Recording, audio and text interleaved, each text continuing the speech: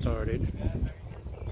My name is Emily Frazier, and I'm pleased to meet your acquaintance. Well, before the war, I was a slave on Lawyer Richardson's place. I was kind of sickly, so he allowed me to work, and all that I worked for, it was mine. Well, before the war, I already had some chickens, some hogs, and my mule too. Right before the war, I hired myself out to a colored fella named Danger Rose. Danger Rose built some of these houses around here, and I would hire my mule out so he hauled mortar and water with it to build the houses. Then in 1862, when the Union soldiers come in, I thought the best way to make some money would be hire myself out to them. I did some cooking, did a little mending for them too. Then I had this good idea. I thought, Seth, what you need to do is get some joy juice for them soldiers. So what I did, I went up in the mountain where the poor white folks was, bought some whiskey, brought it back, and sold it to the soldiers. I mean, I made money hand over fist selling that whiskey. But then the soldiers started acting up so badly. The captain told me if I didn't stop selling the whiskey, they'd arrest me. Well, I didn't want to be arrested, so while the soldiers were foraging one day, they brought back a cow and a calf. I bought it from them for $5. And couldn't sell them the whiskey, so guess what? I sold them the milk. Well, everybody was afraid to send their teams out. I hired a colored fellow named Ferdinand Allen. Sent him out 10, 15 miles out of town with my team of wagons. In 2 days' time, he brought me back $100. See, everybody was scared the rebels was gonna get their team, but I wasn't. Well, the soldiers come along and they took my hogs, my chickens, and my mule. I just marched myself on up to Coleman Hill. You know where that is over there, where that Fort Henderson. I talked to Wallace Campbell. He was the colonel over the colored soldiers over there. He gave me this here thing. What it say? Can you read it for me? Give Emily Frazier her horseback. Colonel Campbell said that. Well, guess what?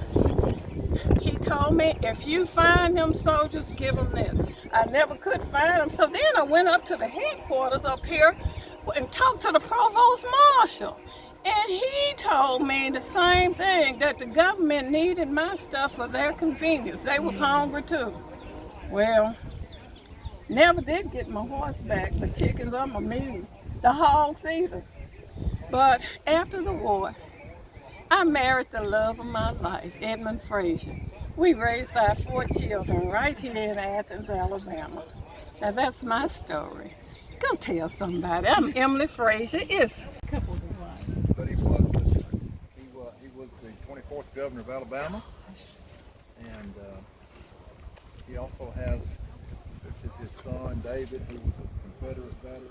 He has another son, George, that was a Confederate veteran buried back there, and these are some more of his children. What happened to the children? You know, I don't know the answer to that. A lot of times back then, just Plagues children and fevers died. and You can see the several children there. Governor Houston did not take the side of the Confederacy, even though he had 2 children two sons that fought for the Confederacy. He actually was kind of a unionist. He also was a congressman and a senator, a U.S. senator, and his job was to deliver the Articles of Secession to Congress when Alabama wanted to secede from the Union. Interesting guy, 24th governor. And let me just kind of back up. 24th governor of Alabama, George Houston, being right here between 2 of his wives.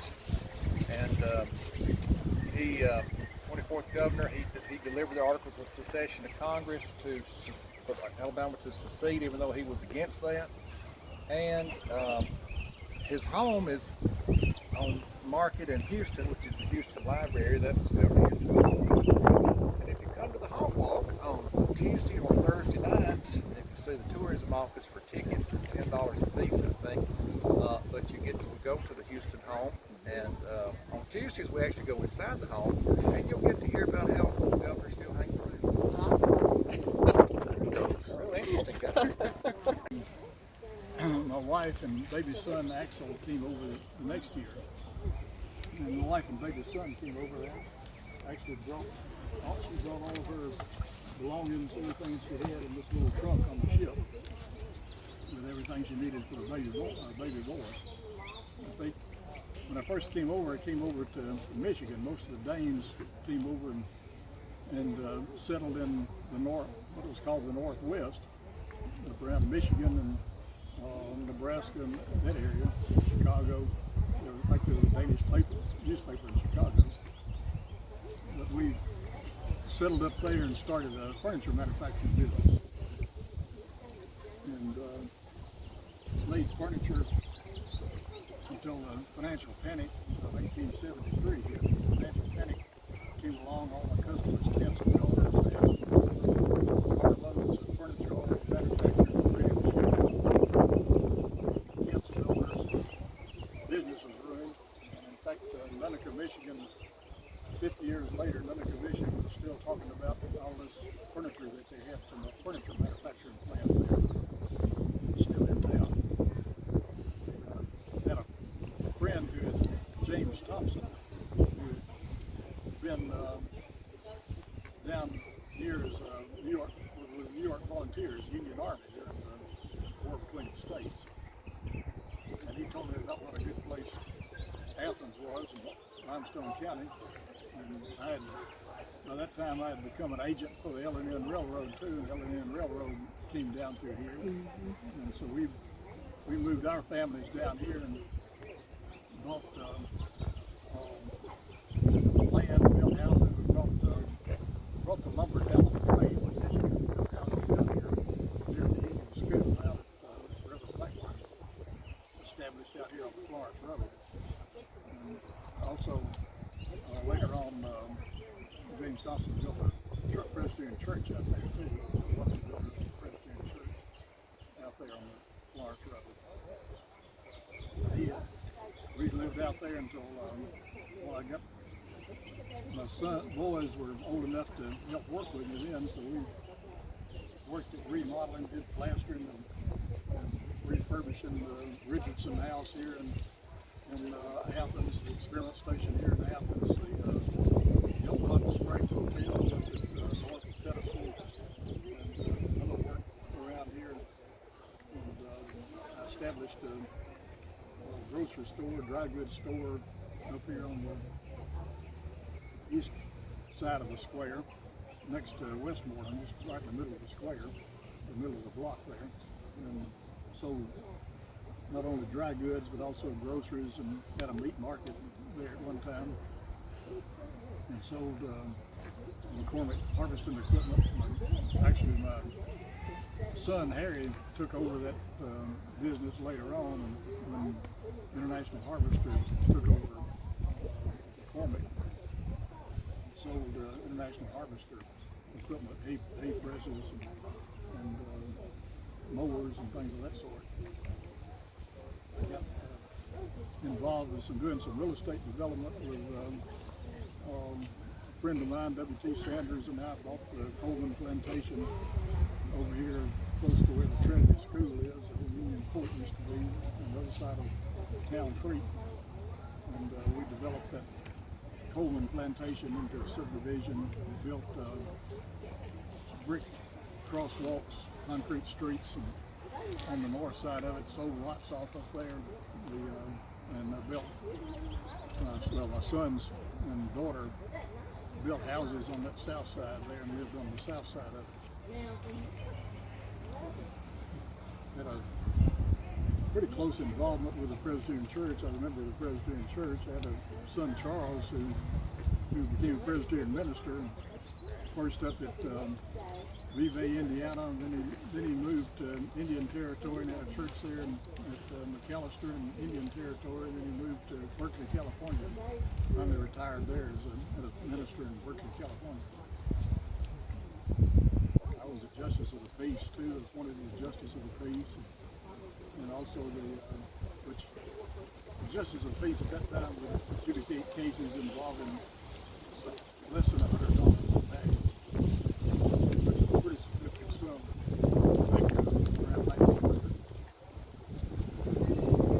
Also, the new city cemetery here was developed by the city council, me and Captain Arnett down here in Sexton's for the new city cemetery.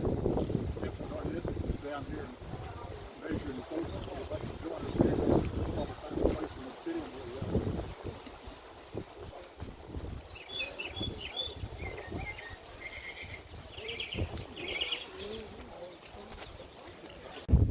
We're ready for the beginning.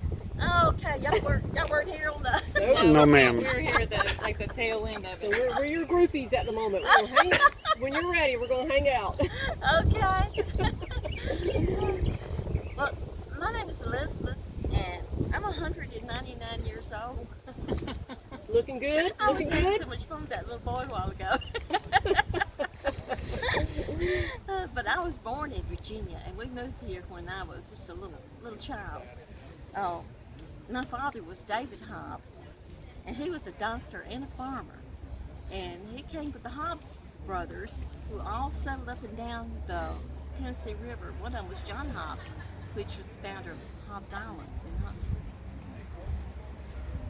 But they came here because of the rich cotton land. I guess you all know that. Rich cotton land and the easy transportation on the Tennessee River. Athens was still just a little village at the time, surrounded by cotton fields. I mean, that's all it was, just cotton plantations. But I was raised down on the plantation. And believe it or not, I was raised to be a proper Southern lady. And I was still just a child when I met my future husband, James Franklin Sowell. And I never dreamed the man who used to pull my pigtails would someday be my husband. But he had studied medicine under my father. And then after he had got all the training, he went off to Transylvania University in Kentucky to complete his medical degree. And when he came back in 1834 after he graduated, I was still just 14. But 2 years later, we were married. I was 16, James was 25, and this is our wedding picture. We had 6 children. Our firstborn died of a fever at age 3. Mary was 2 when Willie died, and I had just given birth to Jimmy, our second son. 2 years later, Ben came along, and then we had Elizabeth. Elizabeth died when she was 2. Mary died when she was 20. While the children were still quite young, James Franklin was invited to teach at a medical school in St. Louis. The children and I stayed out on the plantation until he decided whether he was going to take us with him or not. We really enjoyed teaching. He enjoyed teaching, attending lectures, performing experiments, and other cutting-edge surgery. In 1845, he wrote that he had removed the cancerous breast from a Dutch lady. He said she forgot, or if she knew any English, she sure forgot, because he had never heard such jibber-jabber. But he said they held on and cut on till they had removed it all. They had also removed a cataract from a person's eye. And the previous gentleman that was here said I need to tell the tale about James was also, during the Civil War, one of the first surgeons to use a silver dollar to patch up a hole in a man's head. He would have loved to stayed on in St. Louis, but he didn't want his children to be raised in such a crime-infested foreign place. He decided to come back to the little village of Athens to raise his children. So he came home, and he set up his medical office in downtown Athens. They had a drugstore that he went into business with close to the county home. Preston ran the drugstore. James had his offices upstairs. He was the doctor.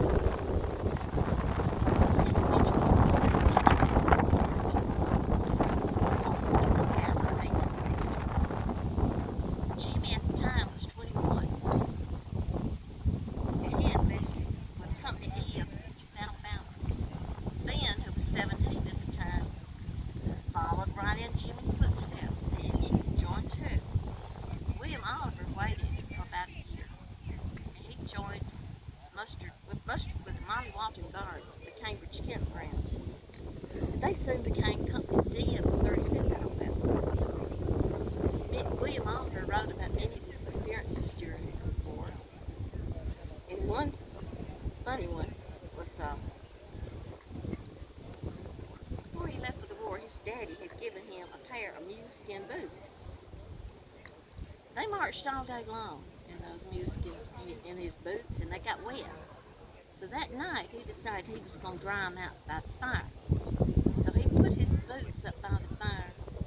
Of course, that leather drew up when it got hot and dry. He couldn't get his feet in the shoes the next day. So he had to march barefoot until he could find some shoes. During the Battle of Franklin, everybody scattered. They were in retreat. He saw a man with 2 horses. He asked him if he could have one of the horses. Yeah, here's a horse.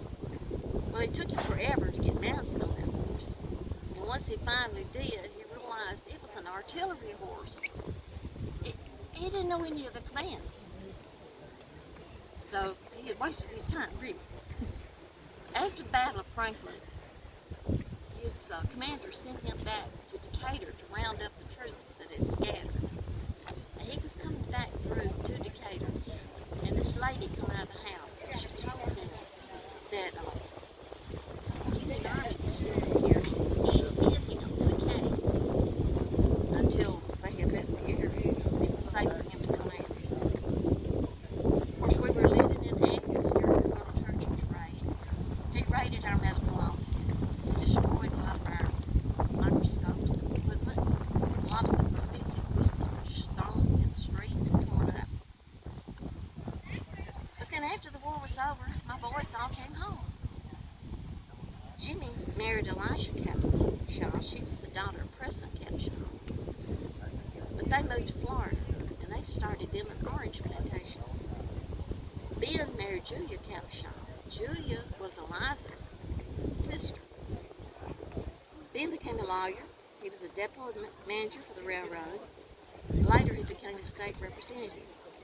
He was also a popular musician and played a lot of the social activities in Athens. William Oliver married Henrietta Peril, and they moved out to the Peril plantation. William Oliver also became a doctor like his father. Of course, he farmed also. My husband only lived 5 years after the war. He died in 1870. I went to live with William Oliver and Henrietta at the plantation. And my children are all here in this cemetery. Ben is here. William Oliver is buried over in another part on the other side of the road. But Jimmy and his family, of course, they're buried down at St. Augustine. And that's about all I've got to say. Any questions? Yes, sir. Yes. Jonathan Matt Adams was one of the earliest settlers here in what's now Limestone County. Of course, when he came here, it wasn't limestone. I'm gonna give you a little rundown. This is not Jonathan's picture. This is, of course, Jonathan was 1783 to 1838. This is Jonathan's youngest son, Joseph Jones Adams, that was born in 1833. This picture was taken about 1900. I am portraying Jonathan Adams. I was born in South Carolina at the end of the 13 Colonies Revolutionary War against England in 1783. I was a young lad when President George Washington took office in 1789, and a teenager when Thomas Jefferson was elected in 1800. All my young life on the farm, I've heard stories about the vasty wilderness to the west, and how soon settlers would actually be able to claim a piece of this new land for themselves. Of course, during my teenage years, around 1800, our brand new nation still had several treaties with multiple Indian tribes. That's what we knew the Native Americans as, which applied to much of the western parts of North Carolina and Mississippi territories. There was no Alabama, there was no Limestone County. This region was part of the North Carolina and Mississippi territories. Remember, this is just a few years, over 200 years ago, so 210, 215 years ago.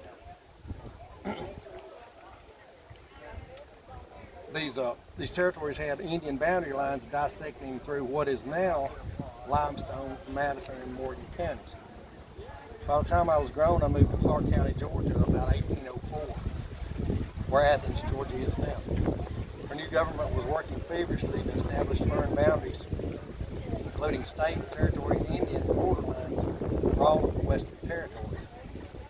I met my future wife, Rachel McClendon, there in Georgia, and we got married in 1806. We stayed with our parents there until 1809, and I hear that happens a lot in present times also. 1806 was a busy time here also.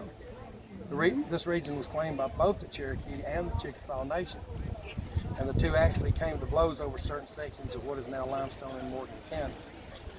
In 1806, the Cherokee Nation ceded their claims to the lands north of the Tennessee River to the U.S. government, much of what is now Limestone County. This was land that the Chickasaw Nation still claimed.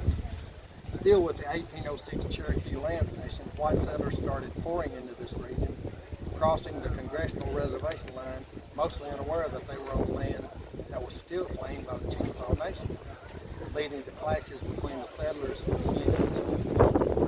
Government treaties with multiple Indian nations, the congressional reservation line based on inaccurate surveys, and settlers rushing to claim a piece of the newly opened land led to much confusion where settlers' boundaries stopped and the Indian reservation land began. Now there were two approaches that the settlers would take for staking their claims to land here in this region. One approach was mostly for the wealthy eastern landowners and speculators, which certainly didn't include me. They would go to the regional land office in Nashville and buy out parcels sight unseen. The second approach, which was easiest and most practical for the common man, was to flatboat down the Tennessee River from eastern Tennessee and turn up the upriver all the way to Giles County, where Pulaski is now. They would clear the land, build a shelter or cabin, plant crops, and then register their claim at the land office. This is the way most of the earliest Limestone County white settlers came, between 1806 and 1810. Because of the treaties and boundaries confusion, settlers that were supposed to continue north into Tennessee at the Giles County line began to settle south of the Tennessee line in what is now Limestone County. These settlers were sprinkled on the banks of the Tennessee River from what is now Huntsville all the way to what is now Prospect, Tennessee. The smaller groups would have a couple of families here and there, but the largest of these settlements included several families of the Sims name and several others, eventually referred to as the Sim settlement. This was located just east of where Sulphur Creek runs into the Elk River.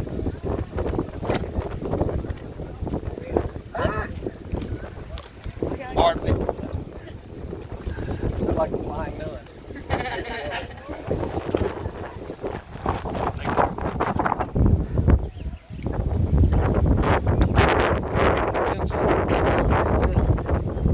About where you guard is now.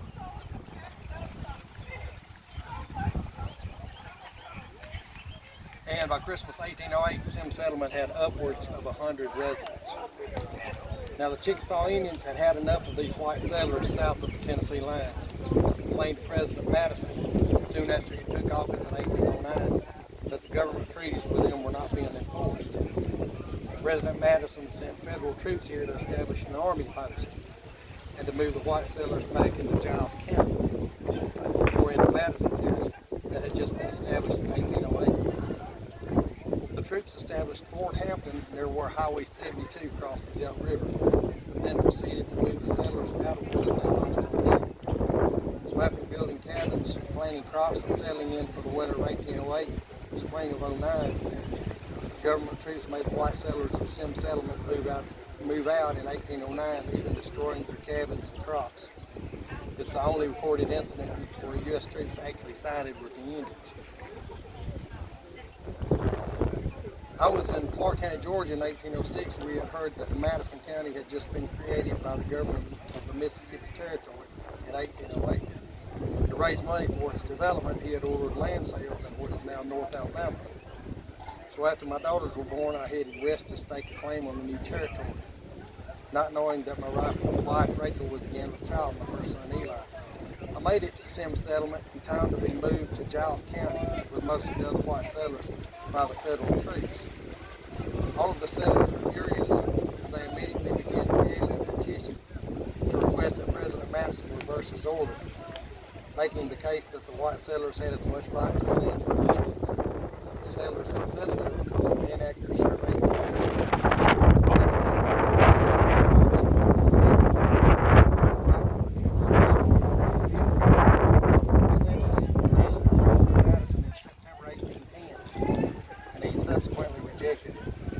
I was one of the signers of the Sim Settlement petition.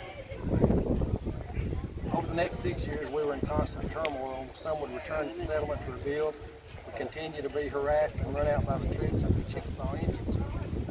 Most of us established residence in Giles County. Except for Rachel and our 3 children in 1812, and we stayed in Giles County while taking every chance to return and make improvements on the land.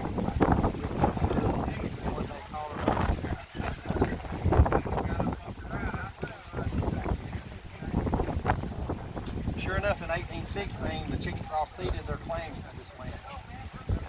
And there was a mad dash to the land office, which had now been moved to the new town of Huntsville to secure our parcels.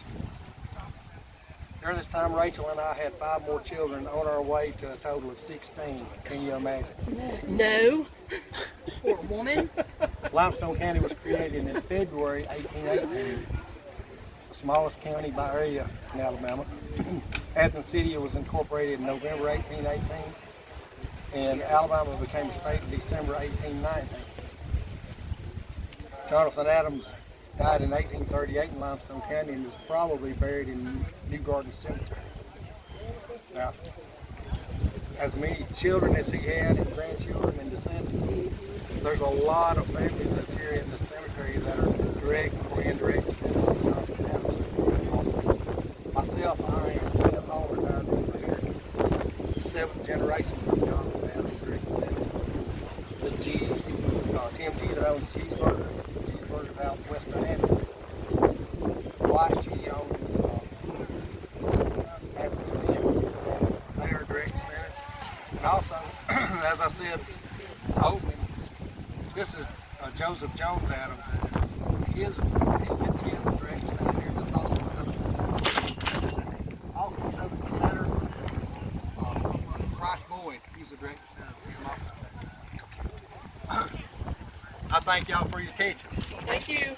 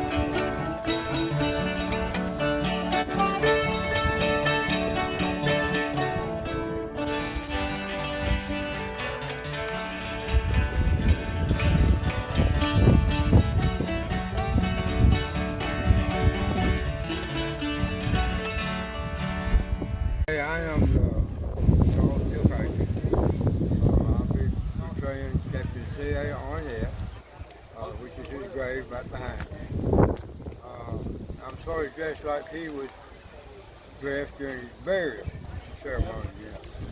The first year I did this, I didn't know a whole lot about him, so I just dressed in like sexton's everyday clothes. But as I researched this gentleman, found out he was born in 1836 over in Madison County around Cheyenne. He was raised there as a boy, and his father passed away not long after he was born. So his mother raised him. He was educated in Madison County, pretty well educated young man. Well, in the late 1850s, he got into the same business as his father. He had been to medical school, but he decided he wasn't going to be a doctor. So he came back home. So we got in that merchandise business, we sold about everything, name the household we need, About 1861, during the war for Southern Independence, he just disappeared. He didn't show back up in Madison County until about 1869. So really and truly nobody knew what happened to him during that time period. He came back, he got in the same business he was in when he left.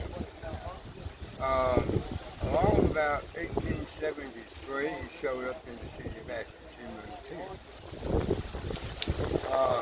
He worked at various jobs, secretary for a laundry, secretary in a bank here, and then he was appointed as a city clerk in Athens.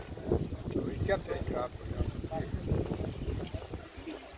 Until about 1875.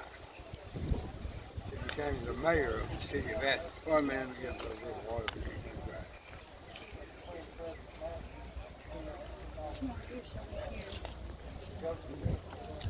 So after his stint as being a mayor, I can't remember back then, the mayor only kept the job for 1 year or two. That was about it. And after that, he went back to being the clerk of the city of Athens. And among other things, he was well thought of in his community. People liked him and everything. He was very prominent. You can see with his stone back there, his Masonic organization. When he was buried in his suit, he had a Masonic emblem on his lapel. Probably the one that he had was a whole lot different than this one. You can't find one from that time period you did. But anyway, after that, about 1892, the city of Athens appointed him as one of the cemetery sextons. Now, a cemetery sexton was the overseer of the cemetery. In other words, he was the law in the cemetery. He held two of them. They held two keys to the cemetery. Every night, before it got dark, at a certain time, they would lock the gates. They had gates on the key. They would lock them. They would go back every morning at a certain time and unlock them. Now, the other key that they also had, they had a burial in the cemetery. A sexton had to be. He had to oversee the digging of the grave. The other key was probably a half-inch rod, about 6'6" in length. It had a key handle on it. Where they was going to bury this person, if it was a grave right next to it, or either on both sides, they took that cemetery key and they stuck it in the ground to locate the graves on either side or one side, to make sure when this grave was dug, they wouldn't get into those graves. So that was one of their main keys too, the cemetery. So he did that for a number of years, he and the other guy. Well, probably about 6 months before he passed away, in 1898, he became real sick. His nephew took care of him. He had no children, he never was married, so he was sort of like a father figure to his nephew. And he took care of him until the day he died. So that was where he was buried. When I first did this, I came up here and you couldn't even read what was on that stone. It was covered with moss in it, and I cleaned it up a couple of times. But that's who I'm portraying today is the man that's on that tombstone. Now, I tell you about during that time period, he was gone in the 60s. I researched that name through the soldiers and the sailors' website back during the War for Southern Independence. Mr. Arnett turned up as a Union soldier out of New Jersey where his mother and father were. I'm 99.9% sure that he was a Union soldier during the Civil War. But there's always a little doubt. But he was an educated fellow. When he went in the service, he went in as a sergeant, automatic. The record shows when he came out, he was a lieutenant. It doesn't say anything about him being a captain. But it's the same name, fits the same person, you know. So there's still a little bit of a doubt, no, that he was a Union soldier. So his parents, you know, were of French accent. I mean, his mother and father was French, you know, and was mine was Kilpatrick. So I think the last count I had, I was 38% Irish. Anyway, that's just a little bit of. No. Are you tired? Are you tired? Not really. Am I tired? No, I'm fine. I'm fine. We just, have y'all heard my prior presentation? Just like the last third. Yeah, well, it's just they're a wonderful family with still own a lot of property. If you start there at Calhoun, they sold that property, all of that property. You see, there was an airport there for years. There was not a Calhoun. They called it the trade school, where young students can. They still have like a trade school, but Calhoun came in during the George Wallace administration, and or thereabouts.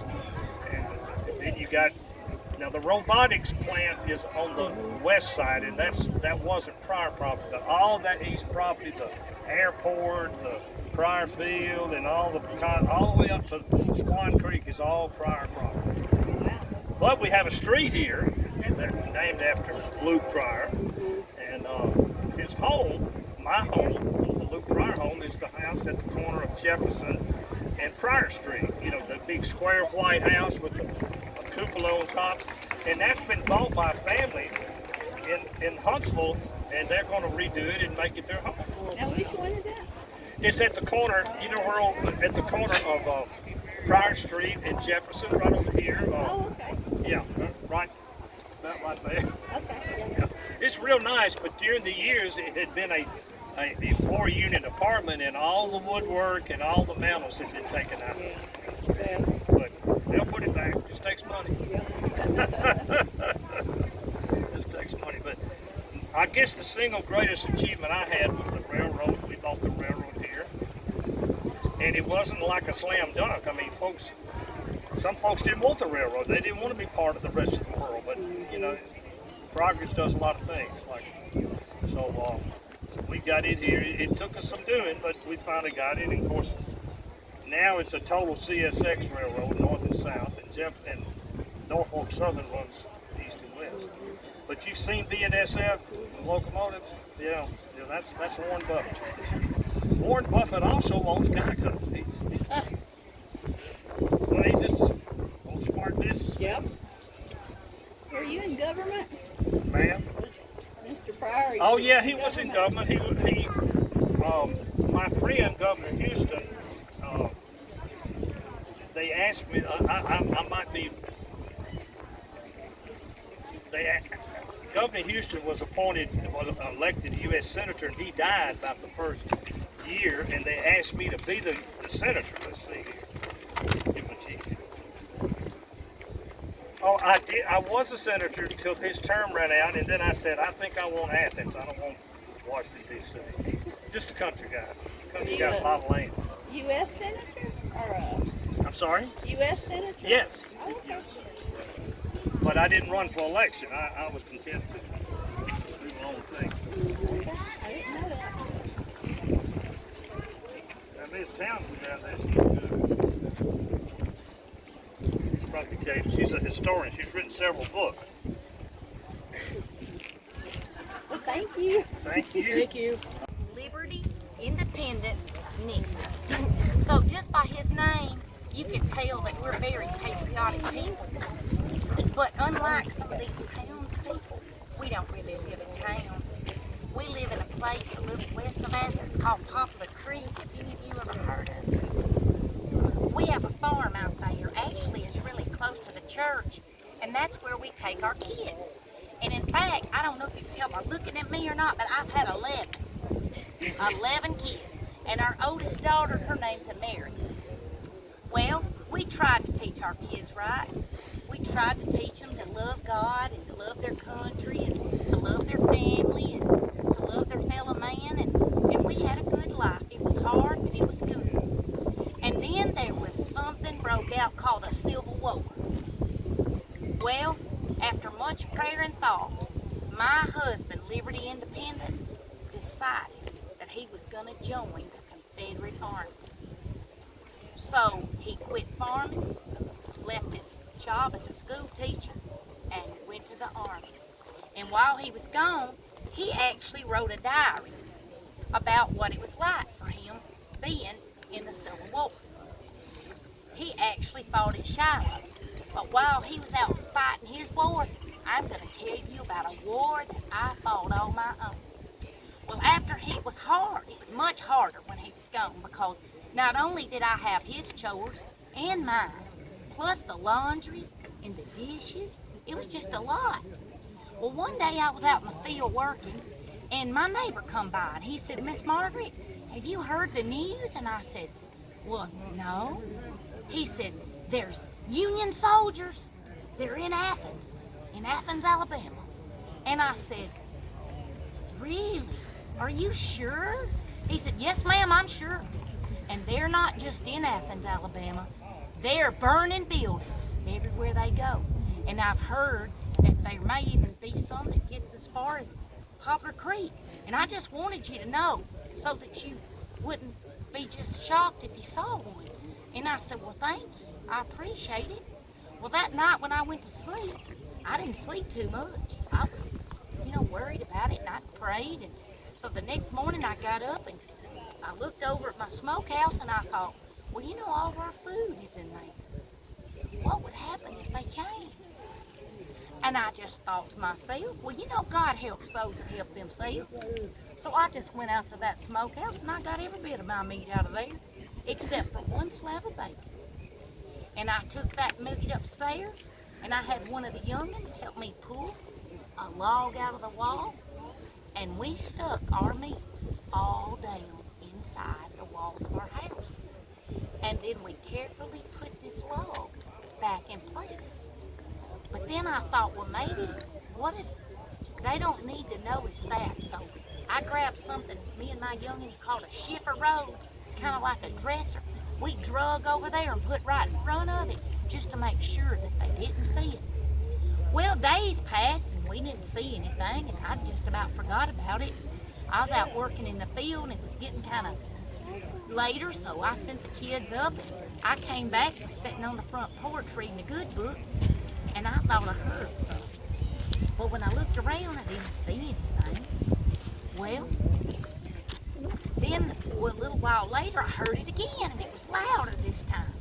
So then I stood up and I looked around, and there they were, 3 Union soldiers coming on to my property. I thought, I've got to act fast. So I ran upstairs and I got the kids. I said, "Come down." I said, "You go in the root cellar and you be very quiet and don't come out unless I come get you or one of the neighbors, and I don't want to hear anything." Well, back in my day, kids always obeyed their parents. So when I told them to go down, they did. And I didn't hear a peep out of them the whole time. So I went back up and I sat back in the chair, and they were getting closer and closer. And the closer they got, the scareder I was. Well, they got up there, my heart started beating really fast, and the first place they went was my meat cellar. They went straight to the smokehouse. And what did they come out with? Well, I thought maybe they would leave, but they didn't. They came closer and closer till they got to my front porch. They were as close as I am to you. Well, I thought I was going to have a heart attack. I was so scared. And one of them looked at me and said, "Is this all you got?" Well, I was so afraid I couldn't even answer. Well, then he got meaner with it. And he says, "Is this all you got?" And I thought, Lord, please forgive me for this little white lie. But I looked up and I said, "Yes, that's all I've got." Well, do you know they called me a terrible name? I had never heard of it in my life, but I knew it wasn't nice. They called me something called a poor alliance. Whatever that was, it made me so angry. I got madder and madder, and I did something that a Southern lady should never do. I used a word that I should have never used, but I'm going to tell you what I did. I actually stood up and looked them right in the eye and said, "Get off my property, you Yankees." I used the Y word. What do you know? They left my property. I went and got my kids out of the root cellar, and they were so happy because they knew they were gone, and if we had saved our food, and we'd have plenty to eat. Well, my husband lived in Independence. He was in the war for another year, and then he got really sick while he was in Shiloh, and they gave him an honorable discharge, so he was sent home. So I nursed him back to health, and he started farming again and teaching school. But you know, one of the proudest days we had was the day that my husband, Liberty Independence, became the first Limestone County Superintendent of Education. So Liberty Independence, I was so proud of. Well, they say if you look really close today, you might meet one of their ancestors. And since you all came to see me, before I passed on, they came up with something called peanut butter, and I made y'all some peanut butter cookies. So if you'd like one, please come here. I've got plenty. Ardmore, and I'm portraying Dr. Joshua Prout Coleman, who is my second cousin 5 times removed. Our common ancestor is a man named Thomas Wade from Anson County, North Carolina. He was the colonel of the militia up there during the Revolutionary War. He was involved in the committees of correspondence. Pretty cool guy. Dr. Coleman was born on the 4th of April, 1812 in Anson County, North Carolina. And his father was Captain Robert Coleman, who was an Irishman who came into the New World through Charleston, South Carolina, and he settled there and he built ships for a number of years, and ended up marrying Dr. Coleman's mom, who is from North Carolina, Anson County area. And he entered the home building business with his father-in-law. And they were doing that up in Raleigh, North Carolina. And then in 1814, they moved from there down to Huntsville in the Mississippi Territory. Because that was Alabama fever time, right? Everybody was moving down here to get that good cotton land. It was all depleted in Virginia and Georgia, and so there was a huge influx of settlers here, and so they came down to build houses for them. And they were pretty successful at it. Some of the houses they built are still standing over in Huntsville. In 1816, Dr. Coleman's mother passed away in Huntsville, and in 1819 his father died. And so his older siblings were sent back to Raleigh to live with an uncle. And he stayed on in Huntsville because of his young age with an aunt. And that aunt educated him at the 16th section school over there. And then when he came of age, he went to Lexington, Kentucky and studied medicine at Transylvania College. And so in 1829, he came back to Athens, and he hung out his shingle and started practicing medicine. And that's what he did his whole life. He was a doctor. And he actually owned a drugstore downtown as well, or an apothecary, I think is a more appropriate term at that time. In 1835 and 1837, he represented Limestone County in the state legislature. And then in 1860, when the secession crisis came about, Abe Lincoln was elected president, and the governor of Alabama called for a convention in Montgomery in January of '61 to take up the question of leaving the Union. there would be 100 delegates to that convention, roughly 2 per county. And so Dr. Coleman took to the county and he made stump speeches and he canvassed the whole area for staying in the Union. He didn't want to leave the Union. He thought it was a bad idea. And ultimately, he and Thomas J. McClellan were chosen as Limestone County's delegates to the convention. Thomas McClellan lived over where Creekside Elementary School is now, over by the prison. That's their plantation site, and they're actually buried behind the ball field. Dr. Coleman's house is actually still extant. If you go down Hobb Street to the old high school and turn left on 31 and go up 251 toward Ardmore, the first house on the right, Buford and Carol Magnuson's old place, that old home there, that's actually Dr. Coleman's house. So secession came to a vote in Montgomery, and the ordinance passed 61 to 39. Of course, I was among the 39 that voted against it, as was Thomas McClellan. It's interesting, if you draw a map across the state of Alabama through Birmingham, east to west, roughly, north of that, virtually every delegate voted against the ordinance of secession. And south of it, virtually every delegate voted for it.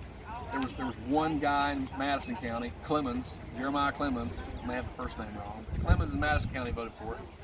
And then one guy in the south voted against it, a couple of outliers.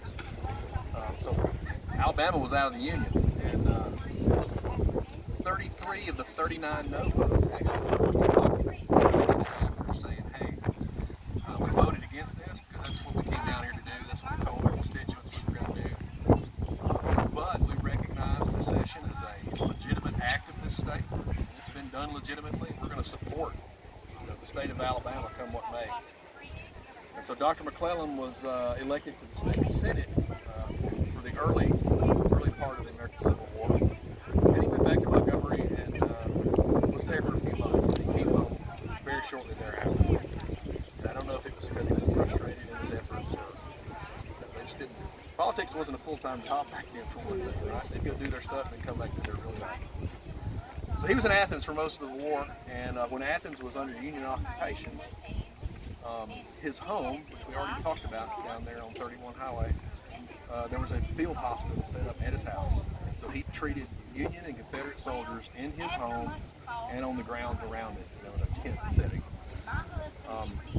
The Union Army procured a lot of stuff from his place, and they did that to watch the local populace, any area where they were engaged.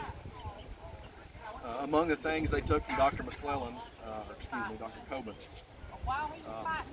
they took a couple of horses from him, they took several mules, they took his wagon, they disassembled his smokehouse and toted it off to God knows where. He had about 40 acres of standing timber, good white oak and poplar. They cut that down and used it to rebuild the bridges that Forrest had burned. War came to a close when Lee surrendered at Appomattox and Jeff Davis was captured in Georgia shortly thereafter. And the healing process started. And but folks around here weren't real celebratory on the 4th of July, 1865, right after the war ended. Some places like Vicksburg didn't celebrate Independence Day for 100 years after the war. But Dr. Coleman decided it was time to move on, I guess. He actually put a Union flag up on his house to celebrate the 4th of July. And a regiment of Wisconsin troops got off the train in Athens and were marching east, and they walked by his house and they saw the flag on his house, which was apparently not a common sight at that time. And they all formed up in front of his house and gave him 3 cheers, and he came out and made a brief speech to them. So that account of that story actually made it into a Wisconsin newspaper that you can read to this day. They called him the only loyal man in Athens. But so when the war ended and wound down, the federal government, as part of picking up the pieces, they instituted a program to reimburse people in the South from whom the Army had taken things if they could prove their loyalty throughout the war, and if they could reasonably prove that the things had been taken. And so they called that the Southern Claims Commission. And Dr. Coleman's Southern Claims Commission application is about 200 pages long, longer than any I've ever seen. And it includes a list of the stuff that I mentioned earlier and some other things. It was about $3,250 in that time frame's money. It's about 90 grand nowadays, so it was a sizable amount of money. There are accounts in his file from Union officers that were recuperating in his home that he cared for. The Isom brothers here in Athens, they were Unionists during the Civil War. Everybody knows that name anyway, but they were Unionists in town. There were some former slaves that spoke on his behalf in that report. It was 200 pages. And the commissioners were actually frustrated at the length of it. Like, they made some really snippy remarks in their letter that told him he wasn't getting anything. But they ultimately proved him or decided he was lacking in fealty to the Union, so he was not reimbursed for any of the stuff that the Yankees took from him. After the war, he served as probate judge in Limestone County. And so if you're from this area, if you got family in this area back into the late 1870s, 1880s, 1890s maybe, there's a good chance his name is on their marriage certificate or their marriage license. He is on there. Right. He died in 1885 here in Athens. He's buried here with his wife, Jane Lindley Cohen. She was actually from Ohio, and during the war, a lot of local guys who were Confederate sympathizers accused him of being led astray by his Yankee wife, if it's possible. His son was buried next to him there as well. So, it's Dr. Cohen. I'll try to answer any questions if you got them. I'm in the shade. This ain't me. Lord, no, this wouldn't be me. Who is this, by the way? George Mason. You old. Man, you were a puffin' full in life. You're doing it to death, ain't you? Well, I'm going to lean up against you, buddy. That's me over yonder. See that little one with the Confederate cross right next to it? Yeah. That's me. See, me and Mason, it's totally different. I'm not trying to take anything away from the dear captain. He's a good man. I'm Gaines Smith, and it's mighty proud to meet y'all. How y'all this afternoon? Very well. I'm sure I'm glad y'all come out here and giving us all an opportunity to pop up and say hello. If you come through one evening, we'd do the same thing if you'll stick around long enough. At any rate, I was born in 1826, 27, or 28. Depends on who you believe. I was young at the time, so I don't rightly know, and my mama didn't write it down nowhere. But I do know that I was too young when I joined up the Army to go to Florida to fight in the Seminole Wars. I was only 15 or 16 at the time, again, depending on who you asked. But the Army didn't much care about that. As long as I could move this finger right here, they were good with me. So off I went, Florida. Fought for about a year down there. Really wasn't much of a war. The Seminole, after all, were just fighting for their land. And we were just trying to keep them at bay and keep them off the settlers. So after a year, they said, you've done your duty, you can go home. But they did me a right good favor in that year. I learned how to read and write. So when I come back to my home across the river, y'all know where that's at, right? Across the river. You heard of West Limestone? That's across the river if you're not from here. To Good Springs. And they made me a teacher because I could read and write. I could do some ciphering. Never did get the gazintas right, but I did get the ciphering down fairly good. Married my first wife, started having children, ended up with 7 by my first wife. Well, then this tussle started out in Mexico. Seemed several years before, when I was just a little guy, Mexico had lost Texas to the United States. And apparently some of them took it personal and wanted Mexico back. The United States wasn't going to let that happen and raised an army. And they offered a bounty for fellas who had served before in the army to go and join up, plus their regular pay. So I said, man, that sounds a whole lot better than walking behind this mule in the field. So off I went. And before the Mexican War was over, they'd put some captain's bars on me, made me a captain.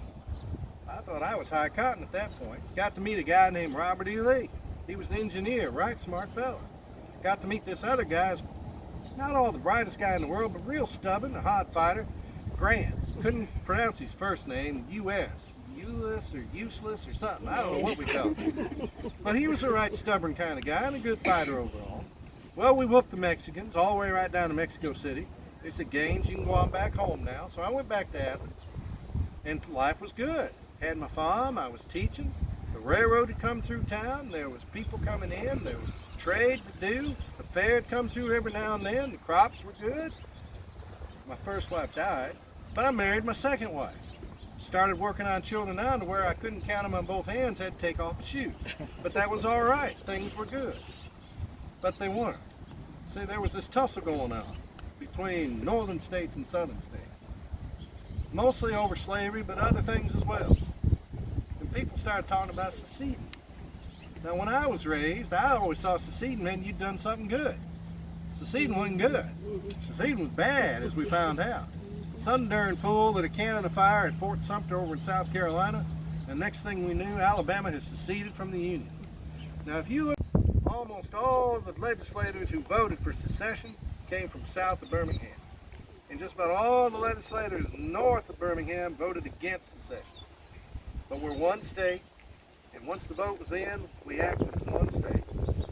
Now, I'd fought under the Stars and Stripes.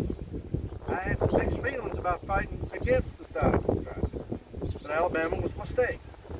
So I said, all right guys, if that's what we're going to do, I'm going back up here across the river, I'm going to farm my farm, pay my taxes, raise my children, educate as many of your children as I can, and support the war. They said, Gaines, we got 600 young men from North Alabama heading north to join the army. We need you to lead them. You've done that before. Nobody else here has. Not even good old George here. I said, guys, I've got 15 passel youngin back here to raise. I got my farm. I got school.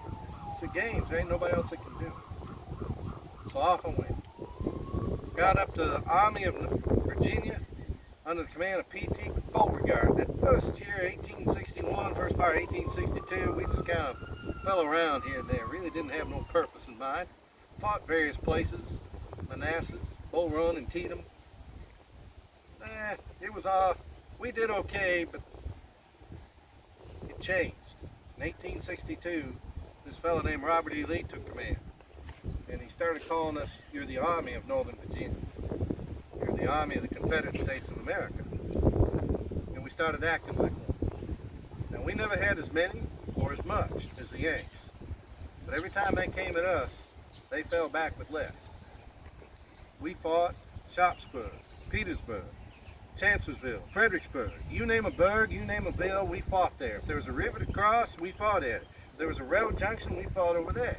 We were fighting a bunch of fools, you could say. But there's one thing that Robert E. Lee and we officers could see that most of the men carrying the muskets and doing most of the dying didn't. And that is, every time we came from a battle, we didn't replace what we lost. And yet the Yanks just kept coming with more and more. Our shoes kept getting thinner, and they had brand new ones. Our clothes were more tattered and torn, they had brand new ones. They had food in their bellies, and we were looking for anything we could find to eat. Well, in 1863, Robert E. said, hey, we ain't going to get no better than we are right now. We're going north. We take this war to them, and maybe they'll decide to talk peace with us. We said, Marse Robert, you ain't never let us wrong. If you tell us to go to hell, we'll go there. So away we went. Pennsylvania. Ain't never been there. Anybody ever been to Pennsylvania? Well, you're here, so I can tell you didn't like it either. It was the summer of 1863. It was so hot. It made North Alabama look like one of them new ice chests I hear people have got. It was hot. It was so hot, trees were bending down their limbs to the streams to try to drink. It's so hot, a bird fly up in the air and hit the sun, and it'd be roasted right there. Too bad they weren't chickens. It was so hot, the bodies were floating on the battlefield, bursting before we could get to them. This little town called Gettysburg. Y'all probably never heard of it. I wished I'd never had. The third day at Gettysburg, we'd given the Yankees everything we could give them, but they took it. This weren't the Yankees we fought before. These Yankees were on their home now. They weren't going to give and back up like they had. They were tough, but we were giving them all there was for. And on the morning of the third day, General Moss said, you boys join General Pickett's division. You're going to cross this field. You take that line right there in the center, and this battle's over. And maybe this war. You guys got to do that for me. He attached Company H, Alabama 43rd, to General Pickett. We started across that field. And a half mile shy of the Union line, we could see them. Top the little rise. We could see their muskets. We could see the bayonets. They could see ours. One thing I could see that we didn't have that they did was their cannon. What a cannonball does to a body at a half mile is something we're not going to talk about. And as we got closer, they went to grape shot. And that wasn't no better. But we still made that line. But when we got to that line, there were more Yanks waiting. A lot more of them than there were of us. I got shot through the middle. It was the fourth time I've been wounded in that war. I sure didn't like the first three. That fourth one was definitely not a favorite of mine either. I said, Lord, if this is my time, I hope I'm worthy. Take me home. He didn't. I wasn't worthy. Instead, the Yanks took me. They patched me up, put me in a prison, kept me there a few months, and then they said, Colonel Smith, we're going to exchange you in a prisoner swap. I said, well, I don't really know what that is, but okay. So they packed me up. Next thing I know, I'm crossing the Appomattox River back into Virginia. I met up with some of the boys from the Army of Northern Virginia down near Richmond. They said, Colonel Smith, you've done right well. You've been wounded 4 times, taken prisoner. You can go home if you want to. Now, I thought my mama had raised a fairly smart boy. After all, I could teach. But the darn fool on me said, where are my boys? And they said, well, the Company H, 43rd Alabama, is in part of the defense of the siege of Richmond, down south. So I guess that's where I better go. Now, when you say the siege of Richmond, it really wasn't, that's really not describing. The siege line started about 5 miles north of Richmond on the east, went down south about 25 miles, and curled back to the west. Grant had that many men. We didn't. We were digging trench lines. Every time we dig a trench line, he'd put more men to come around it. We'd dig more trench. He'd have more men to come around it. But we didn't have more men to put in the trench. There was armies coming at us from 2 different directions, from Tennessee and up from Georgia, a fellow named Sherman. We heard bad things about Sherman. We didn't like what he was doing to our people. At any rate, there was too many of them. We didn't have enough. We didn't have enough men, we didn't have enough guns, we didn't have enough food, didn't have enough nothing. Finally, in 1865, we couldn't stay on those siege lines. We'd be trapped. So Marsh Robert took us out. So we're going to try to make our way south and join up with Joe Johnson and see if we can have a unified defense. Well, that stubborn, not so smart guy named Grant, he knew that was coming. And he placed his men right in between us. And we ended up stuck at a place you probably never heard of called Appomattox. And there at Appomattox, the 43rd Alabama, along with the rest of what was left of the Army of Northern Virginia, no more than 8,500 souls, laid down their guns. Go home, boys. You did good. So we went home. We get back to Athens. People say, Gaines, you're a hero. Apparently not as much as Mason here, but you're a hero. You're a colonel. You fought in the war. You wounded 4 times. You were cited for valor by Robert E. Lee himself. I didn't think myself much a hero. I led 600 young men north. I brought less than 300 home. The others are buried in cemeteries in Virginia and Pennsylvania. At any rate, they elected me to the legislature. And then they named me Justice of the Peace. Now, I like the Justice of the Peace part. I could marry folks. And after I lost my 2nd wife, I married my 3rd. And I found out I was going to have to take off both gloves and both feet to keep up with all the youngins I was having. There's more Smiths running around Limestone County than there's fire ants in these mounds. Y'all watch where you step. So anyway, I was doing right well with all that until they made me tax collector. Apparently somebody didn't like me, because nobody likes tax collector. But after about 25 years of doing all this electing stuff, I thought it was time for me to go back to doing what I started off doing, and I thought I did halfway as well. And that was being a teacher and a farmer across the river. That's West Limestone, for those of y'all ain't from here. Well, I did that for a good long time, and that was the best part of my life. One day in 1910, I laid my head down at night, and I didn't raise it back up the next morning. And when folks figured out I wasn't going to ever raise it back up again, they buried me in that little stone right where that stone sits right there. Nothing like my buddy George here. But it was a simple stone for a simple man in a simple life who just did what he had to do at the time. Probably just what y'all would do too. I'm right proud to have met y'all. If you do come back here one day or one evening, you come by and say hello to me, I'll pop up and try to return the favor. Y'all have a pleasant day and a good week. Thank you. Bye. David, and I moved to Athens in 1817. I was born in Wake County, North Carolina, though, and lived in Wake County, North Carolina during the Revolutionary War. My father, Micah J. McElroy, was a Revolutionary War veteran and hero. He almost single-handedly took out a band of redcoats, and they were looting and burning and plundering and pillaging. After the Revolutionary War, my father and mother, Sarah Campbell McElroy, decided they would move their family to Fayetteville, Tennessee, which by then was no easy journey in a covered wagon to come from Wake County, North Carolina to Fayetteville, Tennessee. We settled in Fayetteville, Tennessee, and my father started his own construction business. In 1817, he won the contract to build the first brick structure, Limestone County Courthouse, which was the first brick structure, which would replace the original log structure. All of my brothers and sisters were out of the house with the exception of myself and my younger sister Nancy McElroy, and my parents moved us to Athens while my father oversaw the construction of the courthouse. We lived with Hiram Hudson in downtown Athens during the construction of that courthouse, and on Christmas Eve 1817, they threw a large dinner party for us for all the good people of Athens to welcome us. Sitting next to me was Robert David. Robert looked at me after meeting me and said, "Miss Sally McElroy, I'm going to marry you one day." And in 1821, we did just that. We got married. At the end of the construction of the courthouse, my family moved back to Fayetteville, Tennessee, and Robert and I started our lives together in Athens, Alabama. Robert was the first postmaster. Robert was one of the original founders of the Masonic Lodge. Robert also was one of the founders of Athens First United Methodist Church and one of the first aldermen, which now we call City Council.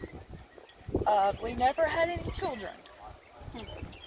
In 1828, my sister Nancy McElroy had married James Daniel Barksdale, and they had 3 small boys. And Nancy and James Daniel moved their brood to Athens to be nearer to us. Robert and I spoiled those children every chance we got. During the War of Northern Aggression, 5 of Nancy and James Daniel's boys went on to serve in the Civil War in various places, and 3 of them were held as prisoners of war. Then eventually all came home and started farming. Robert passed away in 1873. I outlived him by 15 years and passed away in 1888. The youngest of Nancy and James Daniel's children, Frances Caledonia Barksdale, is buried next to us. She often stayed with us and cared for us as we got on up in years and was like a daughter to us. She remained a spinster all her life. We amassed a fair amount of wealth, or what was wealth at that time. Robert traded a lot in railroad stocks and bonds. When he was working as postmaster during the Civil War, he required that he be paid in gold coins. It's probably a smart thing. As we all know, Confederate money wasn't worth the paper it was printed on after the Civil War. We also bought and sold a lot of property. At our deaths, all of Athens and shut down. All the schools, all the businesses, and for both of us, services, a fine procession followed us to our final resting places. That's how highly respected they were.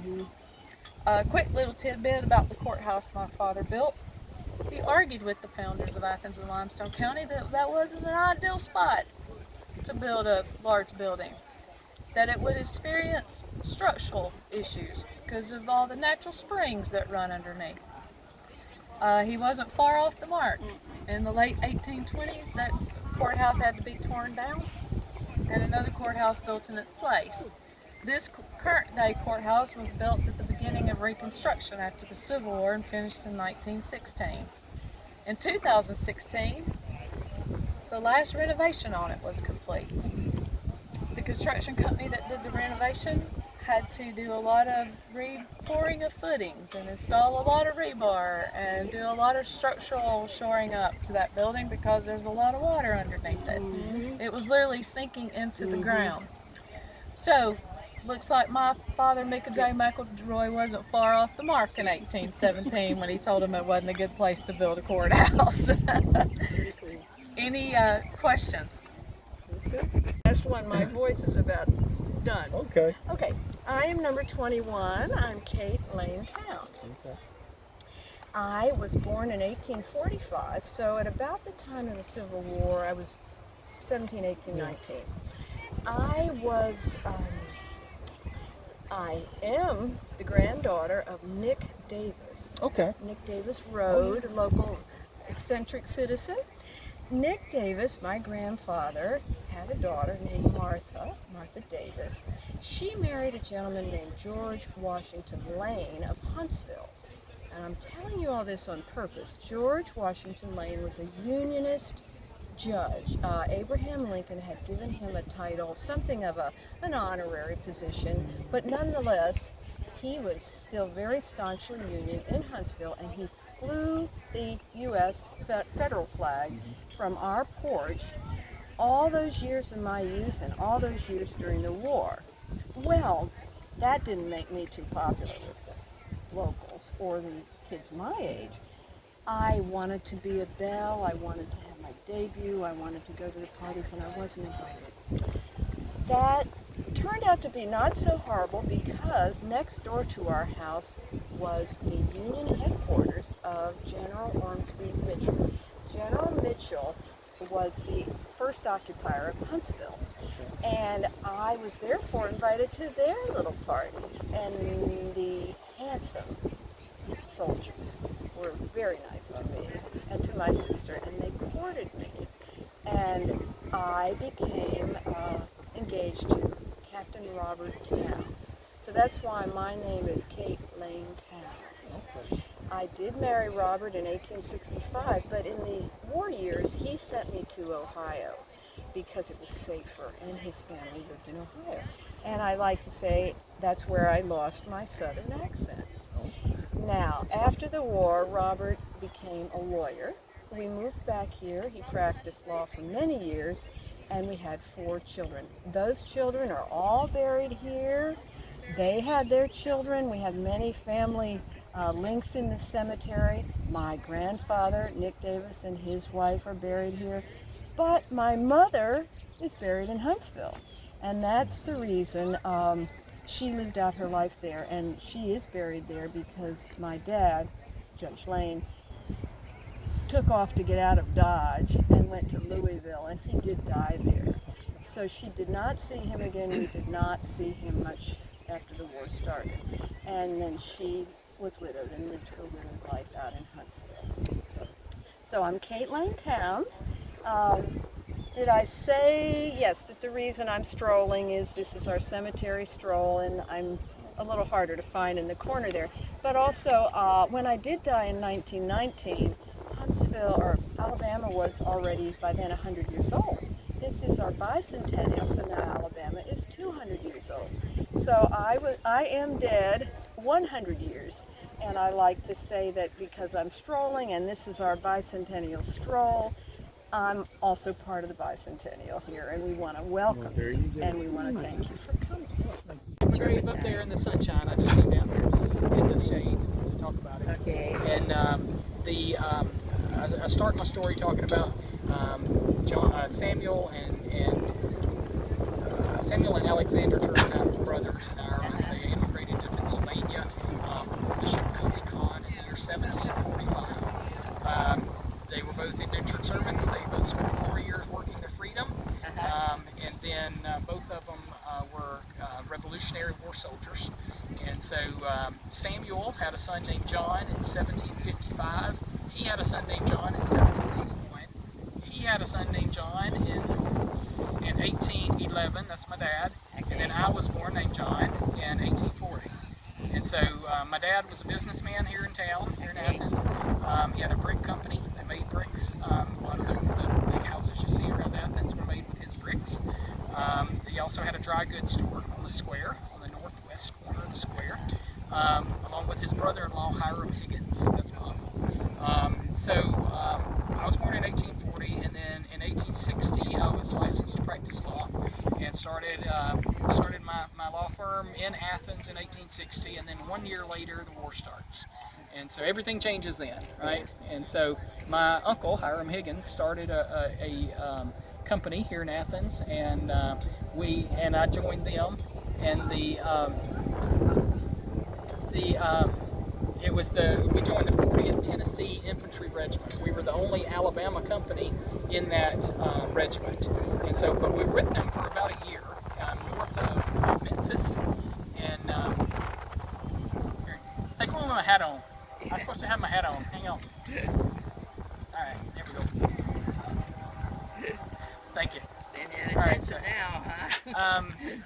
So north of Memphis, we were there for about a year. We were captured at island number 10 which is on the river, and sent to Camp Chase, Camp Chase, Ohio, and then from there, after about a month, sent to Johnson's Island, also in Ohio, right, near Sandusky, Ohio. I was there for 5 months total, right? So 4 months in the second place, 1 month in the first place, right? The conditions were as bad as you can imagine. It was cold all the time. We were hungry all the time. There's a real good example of what a Confederate, POW camp would look like in Andersonville. It was just like that in the north. It was just cold. The main difference was it was cold. So you were outside? Yes. Oh yeah, they were on both sides. Yeah. You did have buildings to sleep in at night. You had barracks. There were a few of them that had tents, but for the most part, you had, we call it a shanty, right? There was no insulation. You just have boards. You'd have like a plywood kind of setup. So it's overcrowding. And yes, bad sanitation. And that's true on both sides, right? They were not prepared with the numbers of, they'd never seen. In battles, they had never seen, even against other wars. It was only 12 years after the war with Mexico. They had never seen battles where you have 20,000 casualties. They'd never seen battles where you have 10 or 15,000 prisoner of war. What are you going to do with them? And so at Andersonville, the soldiers that were guarding the prisoners died at the same rate that the prisoners did. They ate the same food, they had the same exact rations, and that was the same as the soldiers had. It just wasn't enough. There were not the resources to take care of them, and so they died in droves. The prisoners and their guards died in droves. And so, what year was it then that you were taken again? 1862. Okay. Yeah. And so April of 1862. So that's before prisoner exchanges? It was during prisoner exchanges, but it was spotty. Yeah. Early in 1861, you'd only stay 2 or 3 weeks, and it's like here, you take them, we'll take them, and both sides wanted their soldiers back, and they wanted to minimize, them having to be in that situation. And then, they started realizing, Grant realized that it's hurting the South more than it's hurting the North if we don't exchange them. And so, he noticed that we exchange them, and they're back to fighting us again. And if we don't exchange them, we got to hold them and take care of them, but at least they're not fighting us. But, the problem is you've got Yankee soldiers in the South that are, we couldn't take care of them. And so, a lot of those people died that didn't have to die. They could have been exchanged. We wanted to exchange them. And the North stopped the exchanges so that they're not having to fight the same guys over and over again, right? And so, anyway, with Andersonville, you can go there and see it and see what it was like. And then the prison camp that my guy was in, you can't. It's just a beautiful neighborhood, right? You go to any camp in the North, and they were bulldozed the year after the war, and they're not there anymore. And but Andersonville was held up as look what the South did, And so it's universal across both sides. The difference to me is that in the South, most of the time, we did not have the resources to take care of them. In the North, word got back of how things were in those prison camps, and a lot of times in those northern camps, it was, I wouldn't call it vindication, it was retribution. That's the best word for it. If our soldiers are treated like this, then we're going to treat them like this, and it was intentionally withheld. And so when we would get food and blankets and stuff sent north from our struggling families, the guards would keep them, and they wouldn't give them to the prisoners. So, that you would have high death rates that really didn't have to be. So anyway, I was there for 5 months before being exchanged. That was late 1862, September of 1862. So at that time I was promoted to first lieutenant, and then we were sent to Vicksburg. At Vicksburg, had battles at, I gotta look at my sheet because I always forget. And you're promoted to first lieutenant from what rank? From when I entered, I was a second lieutenant. Yeah, I started the war as a second lieutenant, and then got promoted up to first lieutenant after I got back out of prison. But your uniform is an enlisted person's That's uniform, right. I can't buy a new uniform for every person I portray. The uniform is for my when I do my Sons of Confederate Veterans stuff. I'm portraying my great granddaddy who was in the 34th Alabama Infantry Regiment, and he was a private, and this is exactly what he would have been wearing. Oh, okay. So that's why. But that's wise of you to see that there's a difference, that I don't have a uniform for this guy. So, all right. So anyway, got back from that.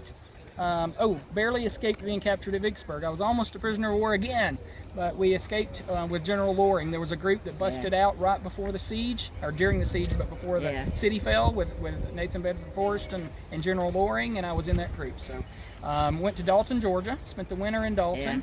Back then, in the wintertime, you didn't really fight much. You were about 20 miles from the enemy. You didn't want them to move, and they didn't want you to move, and for the most part, you didn't move. And at the end of the winter, in the spring, that's the battles for Atlanta, with Sherman coming down fighting for Atlanta. Several battles there, Resaca and Atlanta, and I was injured just outside of Atlanta. Spent 3 weeks in the hospital there. Must not have been too severe of an injury, because 3 weeks is not that long back then. And I was back with my regiment at that time, and so went with General Hood, and when Sherman went east to the sea, we went west to Franklin and Nashville, attacked positions that shouldn't have been attacked, right? They were heavily fortified. They had more people than we did, and we attacked them anyway, and lost most of our army doing it. And so what was left of our army kind of limped back over into North Carolina, Benton, North Carolina. That's where we fought our final battle of the war in April of 1865. And a few days later surrendered with General Johnston there in North Carolina. Weren't you the last groups of Confederate troops? It's debated, because there are other groups like out west where they didn't know, for a while they didn't know it was over. And there was a battle fought down in Spanish Fort, Alabama, that area. I forget what that one's called.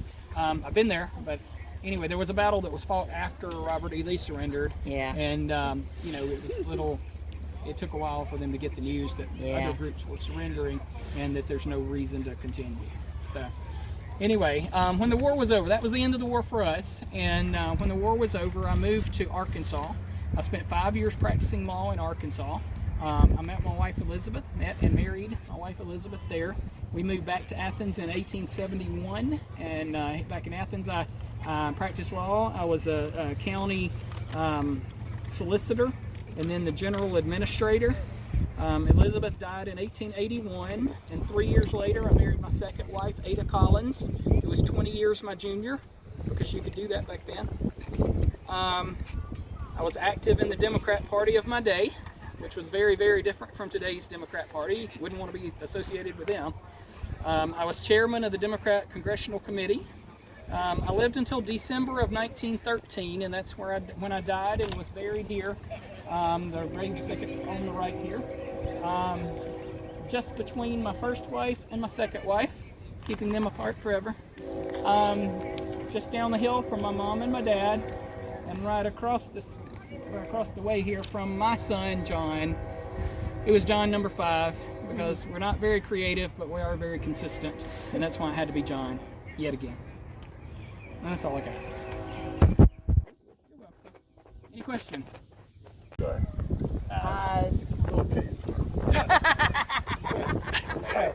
I've been doing that since I was 5 years old. How you doing?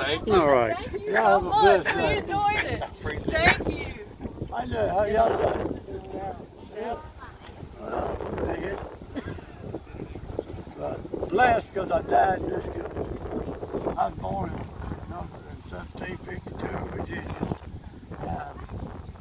I actually enlisted in the Colonial Army prior to the signing of the Declaration of Independence. A lot of others did too, because we knew what was coming. We felt it was a just cause. A lot of people did not want to separate from me, but at the time, the British, they quartered their troops wherever they set up a barracks in whoever's town. And if some colonel said, "Oh, you got a pretty house, thank you." But when the fight got going, it got going. I fought in Trenton, Princeton, Battle of Brandywine, fought Bunker Hill, and probably a couple of others I can't even think of. But I was so blessed I never was wounded. Because to a lot of people, a wound was a death sentence. We just didn't have much to take care of people. Amputation was done with a good old cross saw. A lot of times they'd take a chisel and a hammer to break the bone first. You was chewing on a stick if you were awake. If you weren't passed out, you were wishing you was. But anyway, after I defeated them redcoats, I took my oldest son, John Salt, and we moved back to Virginia. And I found a nice place I wanted to build a ferry. But with any country, any state, you gotta have some roads when you got anarchy. Just so happened my wife was a good friend of Martha Washington. I guess you could say she had the president's ear. But one of my descendants has a letter, and I'm not sure which one, where he wrote the Commonwealth, and we got her ferry. But we stayed there for a while, did very well, and decided to leave the colonies and head a little south and west. Well, we settled in Tennessee. And stayed there about 3 years, but on an excursion came down here and discovered the Tennessee River Valley. And thought it was just the most gorgeous spot we'd ever seen. So I packed us up, and we moved about 5 miles south of here. I ended up owning quite a bit of land. And I'm a founder, one of the original founders of Athens. Athens being older than the state of Alabama. But one of my ancestors had the Kai's Hotel 100 years or so ago. But when I passed, they buried the home place down around what they call Beulah Land. I don't know what it is. They keep digging me up. So they moved me from there to the old city cemetery. And then, I guess they needed that spot. So they dug me up again and moved me here. But of all those things, my family, my service to the cause, the business venture, the homestead, nothing meant as much to me as being a part of making this a free country. Because before the United States, especially you young folks, you take freedom of speech and you take so much for granted. Guess what? There was no such thing in the world as free speech. America invented free speech. America invented private property. America said, hey, you no longer have to be a part of the Church of England. You can serve your Lord how you choose. And please remember, it's free. If you don't believe me, look it up. Usually I got Constitution with me. It says freedom of religion. Yeah, you gotta watch this man right here. Yeah, I can tell a lot on you and you don't want me to. Hey, I got some on you too. Oh, football coach. That's some Abraham. But it says that, like you sidetracked this, look, oh.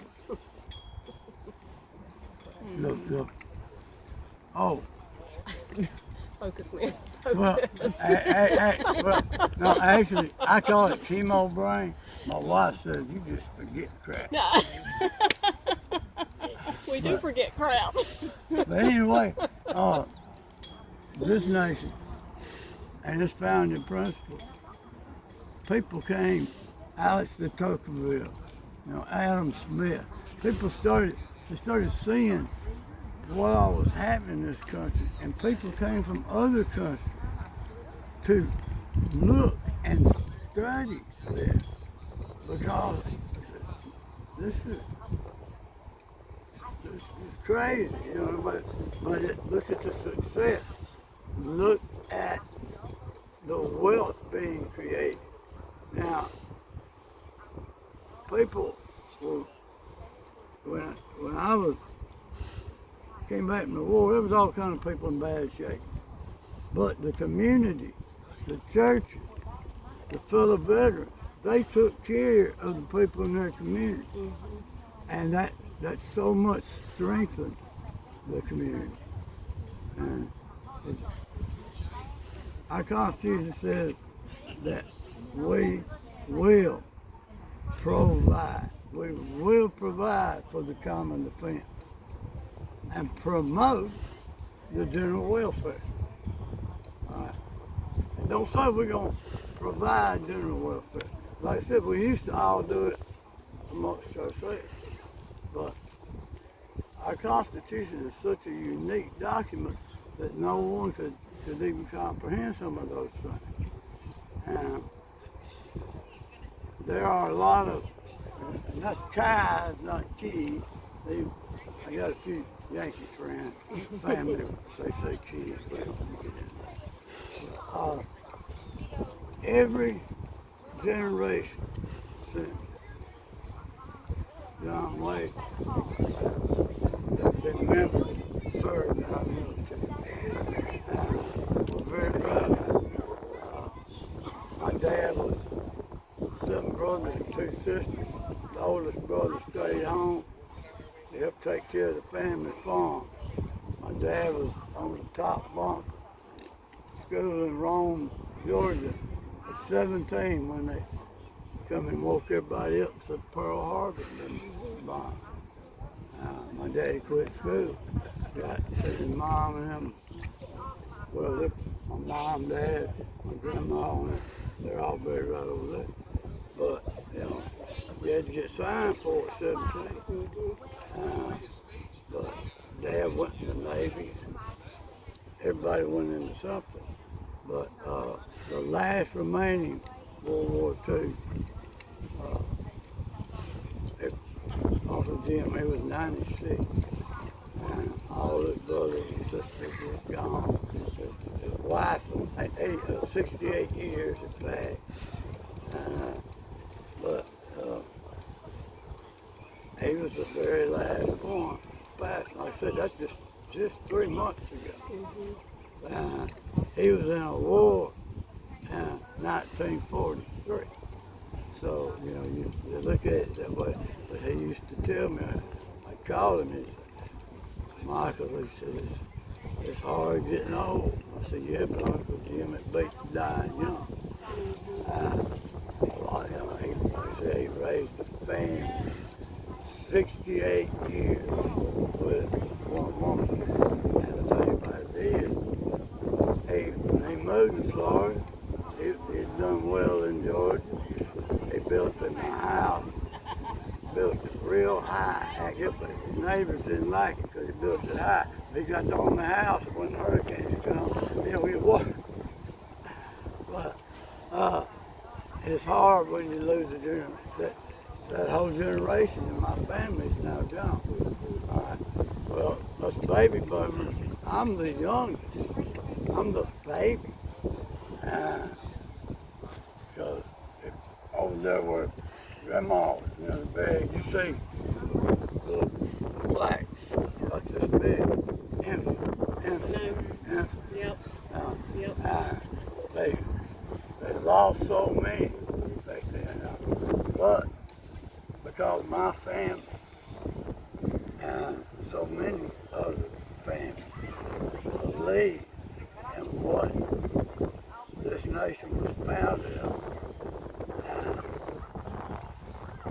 I pray that we will stay a free nation. Nothing's guaranteed. Yeah, that's for sure. But the most blood ever shed on this land was us fighting one another. But the founders wrote the Constitution in such a way.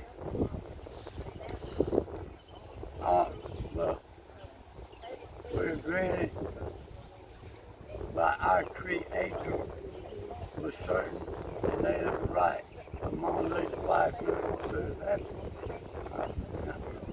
all men are created equal. Well, when they wrote that document, all men might have been born, but they weren't.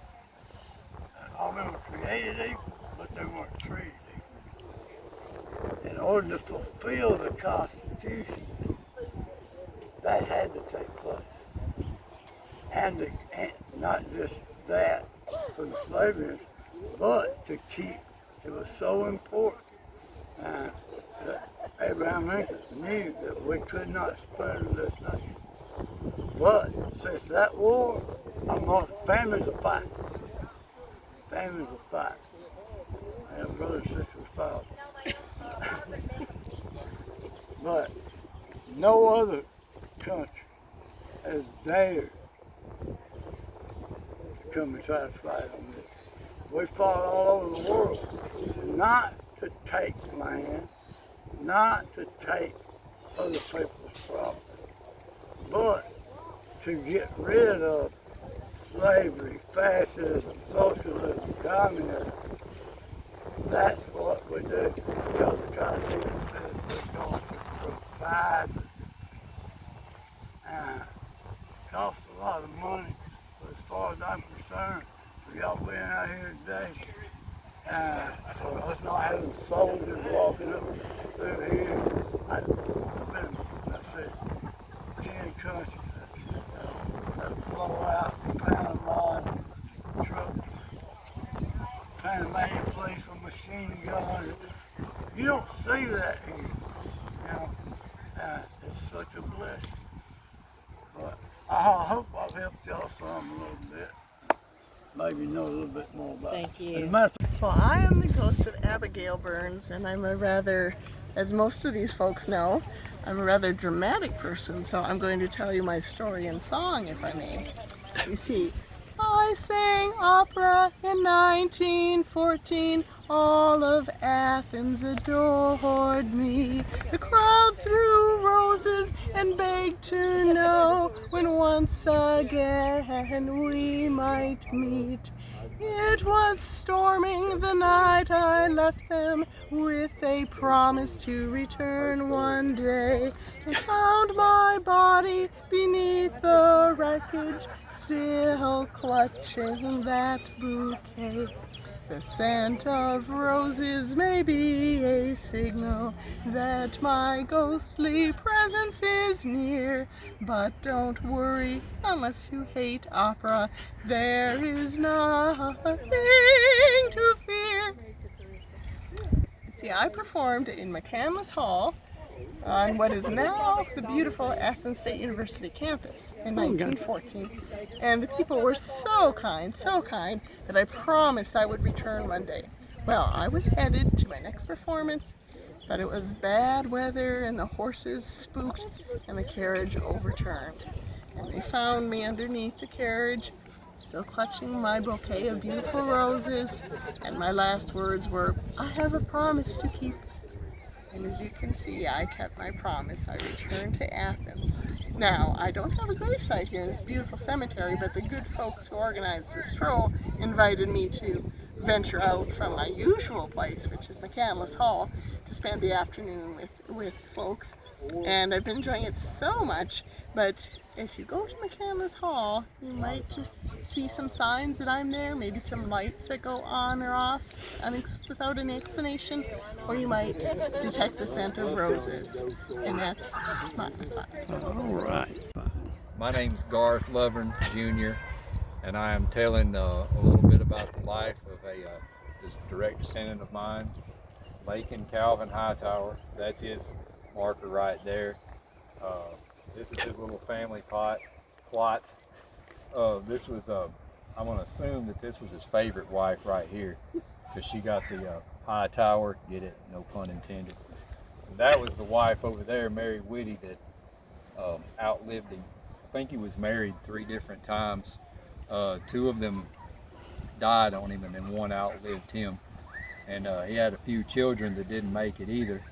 But Lakyn Hightower's contribution to Athens and Limestone County is that he was really rich. But aside from just being a wealthy person, he was a very good person.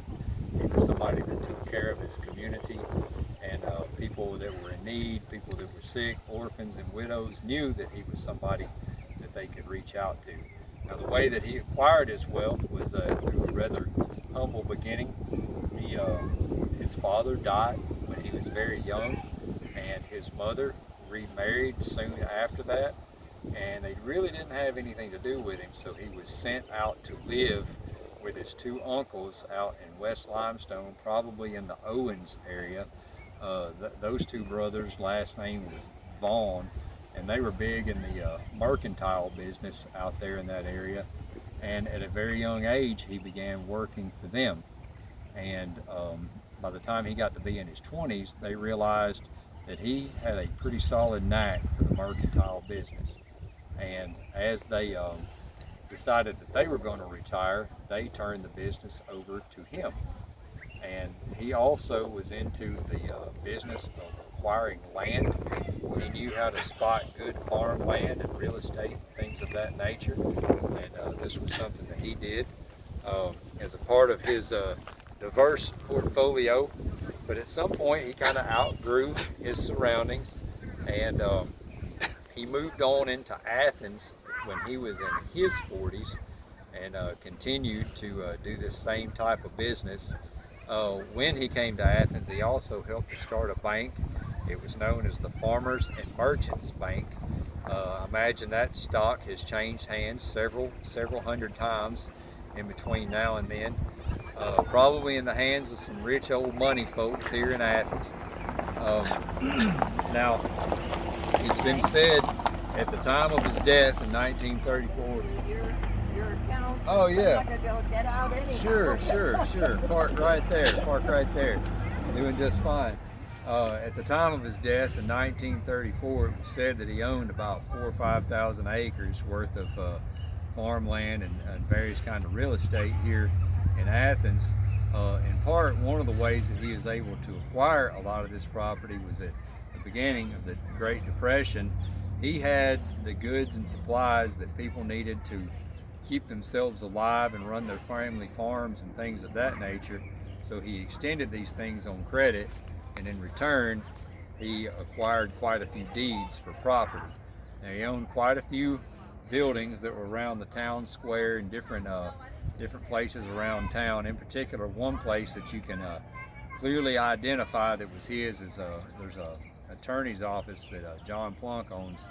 It's, I believe that would be the southeast corner of Marion and Washington Street, something like that.